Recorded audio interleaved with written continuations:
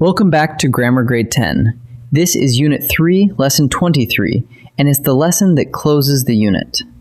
We've met two verbals already, the gerund, which acts as a noun, and the participle, which acts as an adjective. Today we meet the third one, and the most flexible one, the infinitive. It's the little to form of a verb, and unlike the other two, it can do 3 different jobs in a sentence. Let's find out how it works, and how to spot the one trap that fools almost everybody. Let's start with the shape, because the infinitive wears its shape on the outside. An infinitive is usually the word to plus the base form of a verb. To run, to imagine, to build, to forgive. That base form is just the plain unchanged verb. No S on the end, no ing, no ed. Just the verb in its simplest close. So whenever you see the word to sitting right in front of a plain verb, your ear should perk up. That is an infinitive. To plus a verb equals an infinitive. Hold on to that, because in a few minutes it will save you from the biggest trap in the lesson. Now, an infinitive rarely travels alone. An infinitive phrase is the infinitive plus any complements and modifiers that hang on to it. Look at the first sentence. She hoped to finish the essay by midnight. The infinitive is to finish, but it carries a complement, the essay, and a modifier, by midnight. All of it together is one infinitive phrase. And here's the important part. The whole phrase works as a single unit in the sentence. In our second example, to speak honestly takes courage, the entire phrase, to speak honestly, is the subject of the verb takes, not just the little word to, the whole bundle. Here's what makes the infinitive special. A gerund can only be a noun. A participle can only be an adjective. But an infinitive can be any of 3 things, and the first job is the noun. Look, to forgive takes real strength. What takes strength? To forgive does. That infinitive is sitting in the subject slot, doing a noun's work. Now the second one. She wants to travel. She wants what? To travel.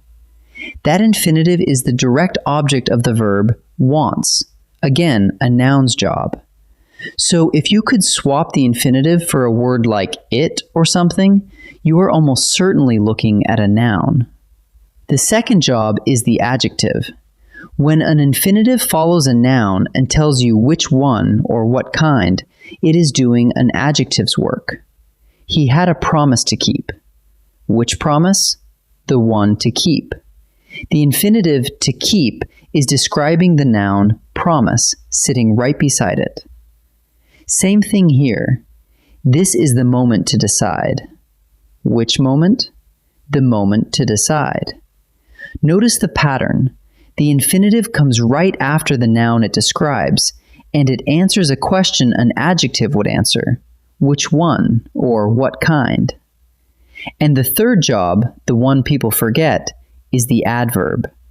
An infinitive can modify a verb, and when it does, it almost always answers the question, why? We paused to listen. Why did we pause? To listen. That infinitive is modifying the verb paused, telling us the purpose of the action, and purpose is adverb territory. An infinitive can also modify an adjective. The soup was too hot to eat. Here, to eat stretches the adjective hot. How hot? Too hot to eat. So the adverb infinitive attaches to a verb or an adjective and usually tells you why or how far. Now the trap, and it catches almost everyone. The word to does not always start an infinitive. Sometimes to is a plain old preposition, the kind we met back in the prepositional phrase lesson. Watch. We hurried to the station. To the station. That is to plus a noun, station. A noun after to means you have a prepositional phrase, not an infinitive at all. Now change one single word. We hurried to leave. To leave. That is to plus a verb. And to plus a verb is an infinitive, every time. So here is the only test you need. Look at the word sitting right after to. Is it a verb or is it a noun? Verb means infinitive. Noun means preposition. That one question settles it. Let's close the unit by putting all three verbals side by side, because together they make a neat little system.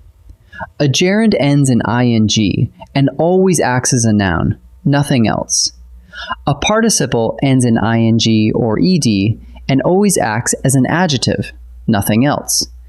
But an infinitive is to plus a verb, and it can act as a noun, an adjective, or an adverb. The infinitive is the flexible one. So when you meet a verbal, first ask what it looks like. Then ask what job it is doing in the sentence. And those two questions will name it for you every time. Time to practice. In this first set, I'll give you a sentence with the word to in it, and you decide, is that an infinitive or is it a prepositional phrase? Remember the test. Look at the word sitting right after to. Pause the video and choose before I reveal each answer. The trail climbed to the summit. Look at the word right after to. Summit. That's a noun, a place on a map. And to plus a noun gives you a prepositional phrase, not an infinitive. So the answer is prepositional phrase. Nadia decided to enter the contest. What follows to? Enter, and that is a verb in its plain base form. So to enter is an infinitive, and to enter the contest is the whole infinitive phrase. The answer is infinitive. Marcus was too proud to apologize. After to, we find apologize, and apologize is a verb. So this one is an infinitive, and notice that it stretches the adjective proud, which means it is doing adverb work. The answer is infinitive. Nice work. In this second set, every sentence has a real infinitive. That part is settled. Your job is to name the job. Is the infinitive working as a noun, as an adjective, or as an adverb? Pause and decide before each answer. To swim in cold water shocks the body. Ask what shocks the body. To swim in cold water does. The whole infinitive phrase is sitting in the subject slot. Subjects are nouns, so the job here is noun. Elena bought a novel to read on the train. Which novel? The one to read on the train. The infinitive sits right after the noun novel and tells us which one, and that is an adjective's job. So the answer is adjective. The runners stopped to catch their breath. Why did they stop? To catch their breath. The infinitive tells us the purpose behind the verb stopped, and purpose is adverb work. So the answer is adverb. Let's pull it all together. An infinitive is usually the word to plus the base form of a verb, and an infinitive phrase is that infinitive plus its complements and modifiers, all working as one unit.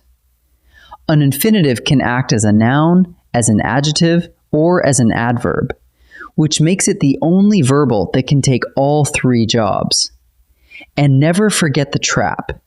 If to is followed by a noun, you are looking at a prepositional phrase, not an infinitive. So always check the next word. That closes Unit 3. You have now met all three verbals: the gerund that acts as a noun, the participle that acts as an adjective, and the infinitive that can do it all. Great work! I'll see you in the next unit.